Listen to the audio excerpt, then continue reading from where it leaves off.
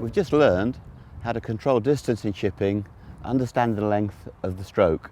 There was a full chipping stroke, a 3/4 and a half. Now when you get down into the half chipping stroke, there's not a great deal of club head speed happening, and therefore the lofted shot tends to release. So if I had to chip but had very little green to work with, on the last square stance chip I was starting to struggle to stop the ball. So this flag on the left is also 20 yards away, but there's a lot less green to work with. So I'm going to show you how to open the stance. Now, here's my square stance at the flag, and many of you will think that this is an open stance, but it isn't. It's a disaster. The ball in real terms is well outside my right foot. So that's why I've got this crescent shape on the floor.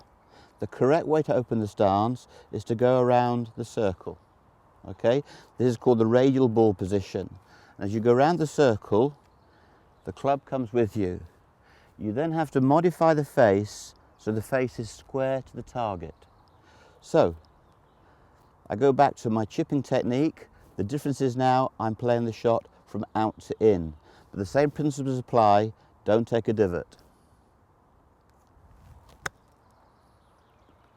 So you can see it's the same club, but the ball had some grip when it landed.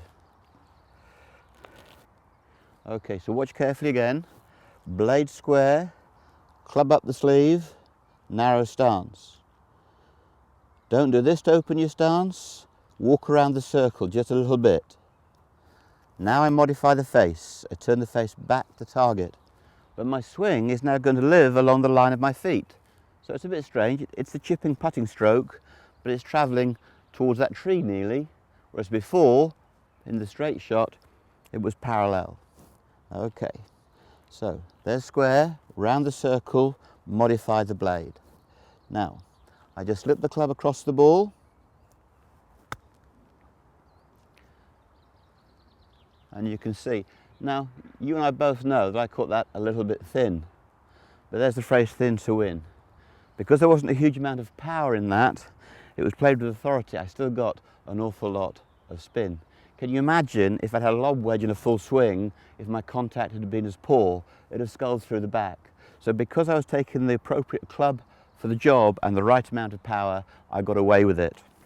Now, here's an interesting thing.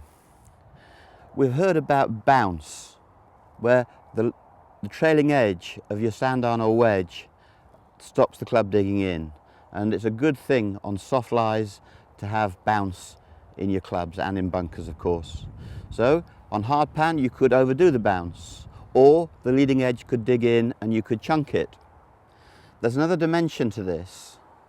If the club lives across the ball from out to in, if you play a slice spin motion as I just showed you, the whole of the club sole and the trailing edge act like a toboggan runner. So rather than chunking it or bouncing it, the word I want to have in your mind is skid.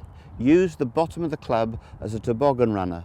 Okay, if I show you that at ground level, the square swing could dig in, the out to in swing could bounce, but if you play out to in with the face square and play across the face, you get the toboggan runner effect, as I call it. And this keeps the club moving on hard pan. All right. Let's just demonstrate that one more time. Here's the bog standard chipping mechanism.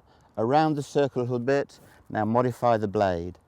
Now use the toboggan effect to your advantage. Just slip the club across the ball.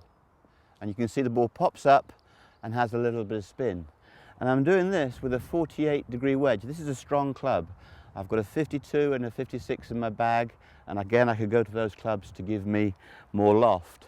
But the point I'm making to you is, by living across the blade, you're preventing yourself chunking the club or bouncing, and you're using the sole of the club as a toboggan runner. And if you've got that in your armoury, you'll be a lot safer off those tight lies.